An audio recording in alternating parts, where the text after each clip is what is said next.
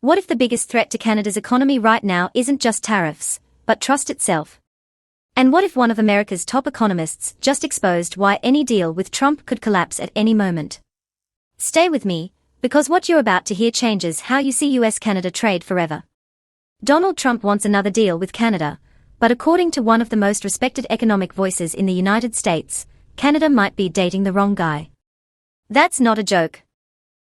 That's a brutally honest assessment that's now going viral across political and economic circles. We are talking about Justin Wolfus, a University of Michigan professor known for cutting through political noise with hard economic truth. And his take on Trump's trade strategy. It's sharp, it's uncomfortable, and it might explain everything we are seeing right now. Yeah, I think let's talk about a different kind of deal, but it's the same economics, which is let's think about marriage. Now, a lot of people, when they get married, that's for better, for worse, in sickness and in health, till death do us part.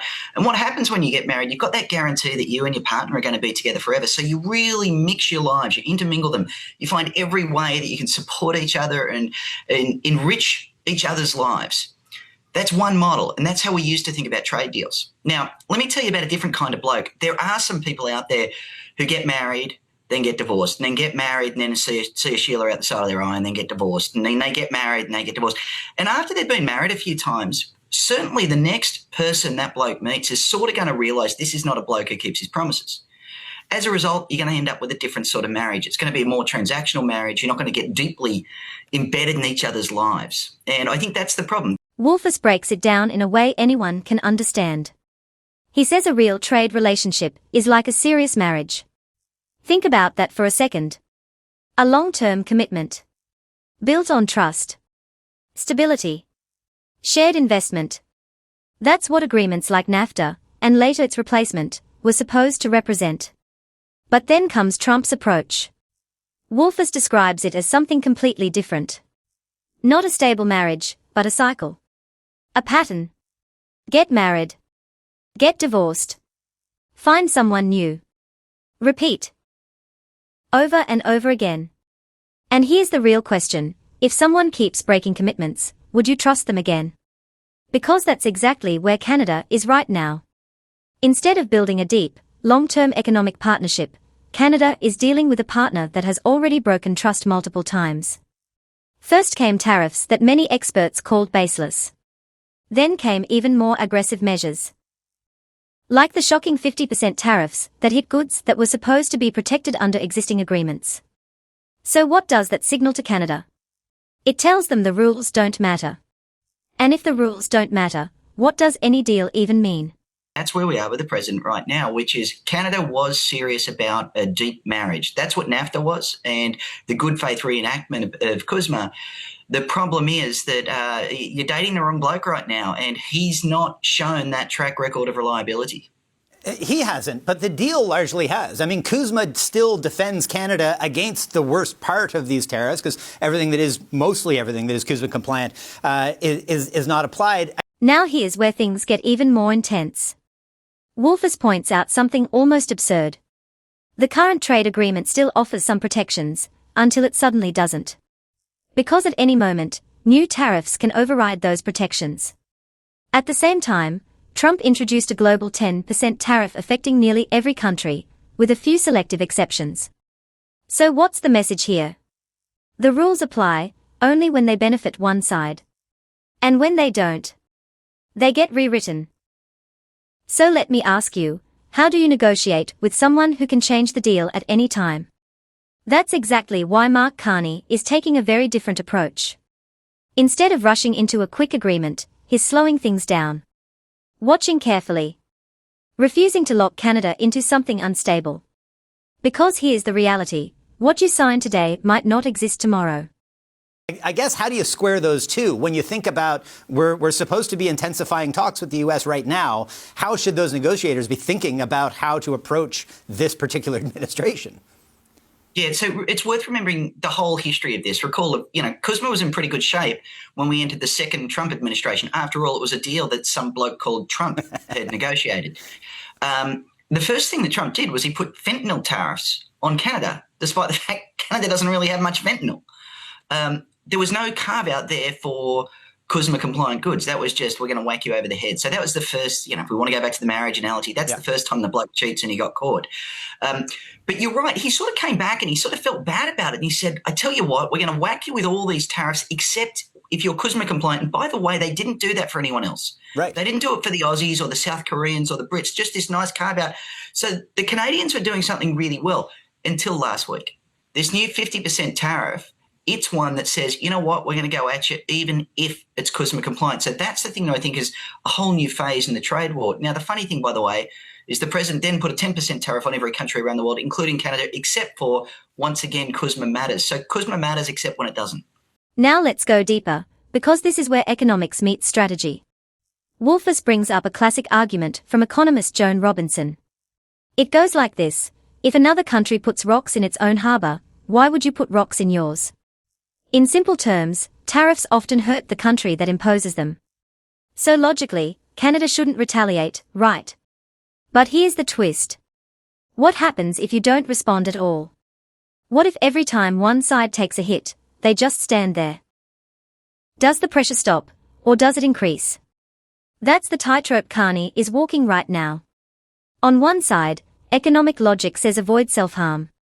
On the other, political reality says showing weakness invites more aggression. So what's the solution? Carney's strategy is surprisingly calculated. Build domestic strength. Diversify trade partners. Keep options open. And most importantly, don't rush. It's not about reacting emotionally. It's about playing the long game. So the question, I guess, is if these tariffs on August 19th go ahead, how should we respond? And you had a great analogy for this, that tariffs are like, what did you call it, rocks in the harbor? And it might mess up their stuff, but why? Like, make your argument, because I think it's a valid one. This is, by the way, is not my argument. It belongs to the great Joan Robinson, who's one of the great unheralded geniuses of economics. Obviously, she's dead many decades now. But she basically said, look, if some other country puts rocks in their harbour, and I want to be clear on the analogy, when you put rocks in your harbour, you make it harder for boats to go in and out. You make it harder for trade. So rocks in the harbour is, if the US puts rocks in its harbour, that's what tariffs are. The US put rocks in its harbour. If the US puts rocks in its harbour, why would it make sense for Canada to put rocks in its harbour? The first people who are going to be hurt by Canada putting rocks in its harbour are the Canadians. So this is the economic argument that, yes, the president is attacking, but understanding that retaliation is going to hurt the Canadian people. And so the argument for trading is simply trading is good for Canadians on its face. I want to recognise that's an economic argument. Now, I've got a whole lot of friends who are a lot more political than me, and they think about global strategy and things like that. And they say things like, if every time I punch you in the mouth, you just stand there and take it, I'll just keep punching you in the mouth. So that's the counter argument. But I do want folks at home to really understand the argument for trade really does say it's in Canada's best interest to import, even if it weren't able to export. So, to Prime Minister Carney, be thoughtful. Do you really want to punch the Canadians in the mouth? And here's something you might not be hearing enough about: the impact isn't one-sided. American industries are feeling this too. Factories are paying significantly more for steel and aluminum. Consumers are dealing with rising prices. Key sectors like tourism, wine exports, higher education, and even parts of the auto industry are starting to feel the pressure. So this isn't just Canada versus the US. This is policy versus reality. And according to recent public opinion polls, many Americans are already turning against these tariffs. So why continue? Wolfers puts it bluntly, it's not strength. It's stubbornness dressed up as strategy. And I don't think we do a good enough job in this country of talking about the pain that has been caused to American companies and American workers by American tariffs. The opening of this bridge is great, and it's fantastic news for Canadian trade, but the delay of it hurt American companies. The imposition of these new set of tariffs are going to hurt American companies. And yeah, some of it's hockey sticks, but some of it's cement that is crucially important to building the factories that Donald Trump says he wants to do. How important is it to let the damage of the tariffs happen and exist and just sort of point to it and say, that's the problem here, not our response? Yeah, I do. Mate, I live very close to that bridge, and right. My neighbours are a big part of Canadian-US trade, and it really affects my part of Michigan. We're very close to the border.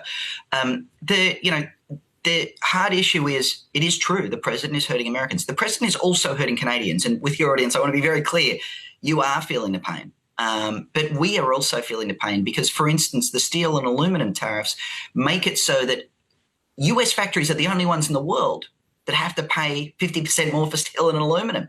It's actually really, really hurting not just American businesses, but also American consumers. Let me just say a couple of things. One, that the president is not winning the argument. The president is proceeding, but if you look at public opinion polls, he's lost the argument with the American people. They don't like his tariffs. Two, to advise Prime Minister Carney of anything, I think actually just laying out the facts even a little more clearly to the American people about the many ways they've lost. They've lost wine sales, they've lost tourism, they've lost higher education, they've lost, we're on the cusp of losing some part of the auto sector that lies in, the northern part of the United States. We got a pretty big dog in this fight too. Now here's where things get really strategic, and honestly, a bit surprising. Wolfers offers what might be the most practical advice of all. Let Trump have the headlines. Give him the press conference. The announcement. The appearance of a win. But behind the scenes. Don't make irreversible commitments. Don't invest heavily upfront. Because if history tells us anything, it's that those commitments could be undone just weeks later. And guess what? That's exactly what Carney appears to be doing. Staying at the table. Continuing discussions. Showing seriousness. But refusing to lock Canada into a deal based purely on promises that may not hold. It's cautious, but calculated. But look, one thing we have seen that works, and don't tell anyone south of the border I told you this, but if you give the president a press conference and he gets to announce something, but you never get around to signing a deal, he sort of tends to get bored and walk off and leave you alone. That's probably a pretty good idea here. The one thing you don't want to do is do a deal where Canada's doing a lot of costly investment up front, because I reckon if you do a deal, there's a pretty good chance that the president wakes up again and undoes the whole thing within a few weeks from here. So, the bloke likes pomp and ceremony, give him the pomp and ceremony, but you might just have to wait it out for the next president. So what does all of this really mean? It means the situation isn't just about tariffs or trade agreements. It's about trust. It's about consistency. It's about whether long-term economic partnerships can survive in an environment where the rules can change overnight. And right now, Canada is choosing patience over panic. Strategy over speed. Discipline over reaction. Because here's the final question you need to think about. Is it better to sign a bad deal quickly? Or wait for a strong deal that actually lasts? Justin Wolfers just said out loud what many have been thinking. You can't build a stable relationship with someone who keeps rewriting the rules.